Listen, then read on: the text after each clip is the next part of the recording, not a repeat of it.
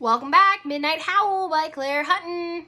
And this is published by Scholastic. Here we go. Today we are going to read chapter 15.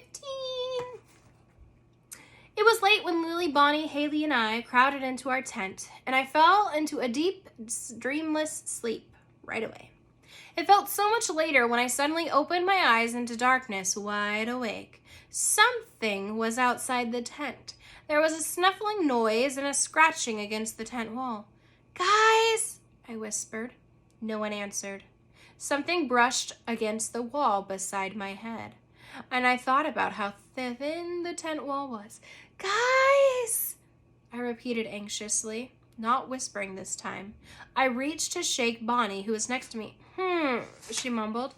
"What? It's the middle of the night." "So why are you talking?" said Lily sleepily. "Shut up." "Listen," I said. "There's something outside of the tent." There was a pause, and they all listened.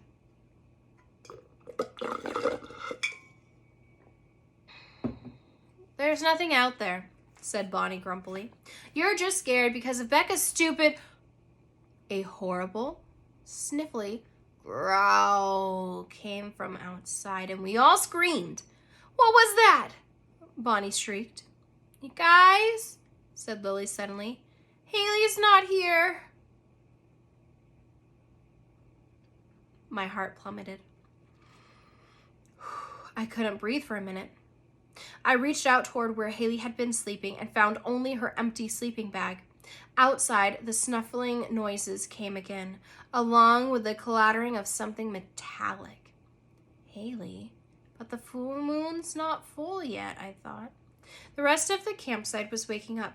"What was that?" a noise asked, and I heard some boys start making a fake ghostly, "Ooh, is it a bear?" somebody shouted.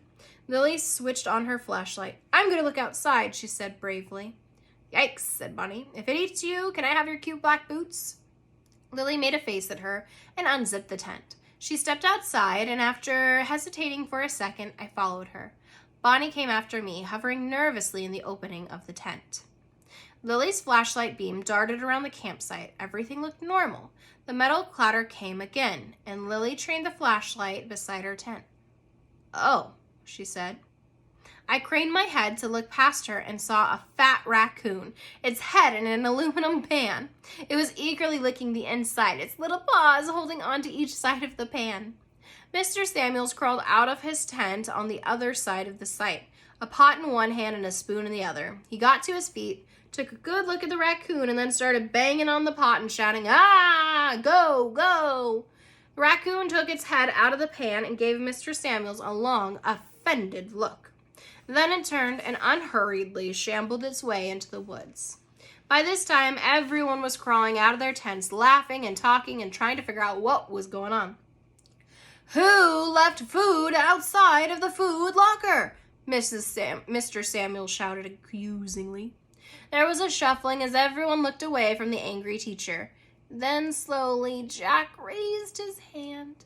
"Me, I think," he said. "That looks like the pan I made brownies in. I'm really sorry." "Next time, don't forget," Mr. Samuel said sternly. If it had attracted a bear, we would have been in big trouble. Now everybody back to bed." Jack nodded sleepily, and people started slowly heading back into their tents. I was scanning the campsite. "Where's Haley?" I whispered to Bonnie and Lily, who looked as anxious as I felt. Then behind us, we heard a voice. "What's going on?" I whipped around to see Haley, looking cheerful and relaxed. "Why is everyone awake?" she asked innocently. "Where have you been?" I demanded. Haley frowned. "I had to go to the bathroom. What's the big deal?" Bonnie waved her hand dismissively. "Raccoon, going to bed." She disappeared into the tent. Haley pouted. "I missed a raccoon. I love raccoons. They're so cute." "Everybody freaked out," Lily said, rolling her eyes. "Good night." As I settled back to sleep, I smiled. "See," I told myself, "everything has a perfectly logical explanation." That's it for chapter 15.